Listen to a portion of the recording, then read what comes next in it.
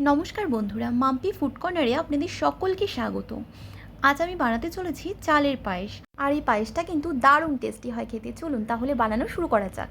প্রথমেই আমি নিয়ে নিয়েছি গোবিন্দভোগ চাল, আর এটাকে কিন্তু খুব ভালো করে ধুয়ে জল ঝরাতে রেখে দিলাম। আর হ্যাঁ, আমি কিন্তু এখানে 100 গ্রাম গোবিন্দভোগ চাল নিয়েছি। এবার আমি এর মধ্যে দিয়ে দিলাম ঘি, আর ঘিটাকে খুব ভালো করে মাখিয়ে একপাশে রেখে দিলাম।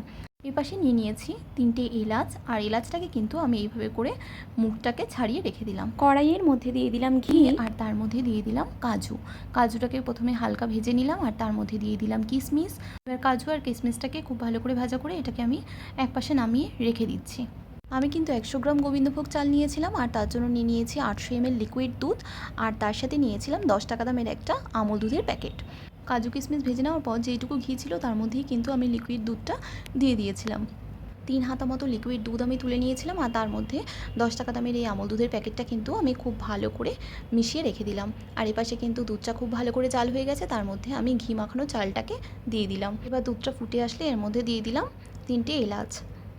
খুব ভালো করে দুধটা ফুটে গেছে, আর চালটাও কিন্তু মোটামুটি সেদ্ধ হয়ে গেছে। এবার আমি এর মধ্যে দিয়ে দিচ্ছি যে দুধটা মিশিয়ে রেখেছিলাম সেই দুধটা, আর দিয়ে দিলাম কিছুটা পরিমাণে বাতাসা। আপনারা যতটা মিষ্টি খেতে পছন্দ করেন সেই অনুযায়ী এখানে বাতাসা বা চিনি বা মিষ্টিটাও অ্যাড করতে পারেন। যে কাজু কিশমিশটা আগে ঘিয়ের মধ্যে ভেজে নিয়েছিলাম সেই কাজু কিশমিশটা এর মধ্যে দিয়ে দিলাম, আর খুব ভালো করে মিশিয়ে নিলাম। দেখুন আমাদের পায়েস কিন্তু একদম রেডি। এবার আমি কাজু কিশমিশ দিয়ে এইভাবে করে একটু ডেকোরেট করে নিচ্ছি। এই পায়েসটা কিন্তু এইভাবে করে একবার বানিয়ে দেখবেন, দারুণ টেস্টি হয় খেতে। সত্যি খুবই ভালো হয়েছিল খেতে। আর এই পায়েসটা কিন্তু আমি আমার মায়ের জন্মদিন উপলক্ষে বানিয়েছিলাম, আর বাড়িতেও কিন্তু সবাই বলেছিল খুবই টেস্টি হয়েছে খেতে। রেসিপিটা কেমন লাগলো কমেন্টস করে অবশ্যই জানাবেন। যদি ভালো লেগে থাকে তাহলে লাইক, শেয়ার এবং সাবস্ক্রাইব করে নেওয়ার অনুরোধ রইল।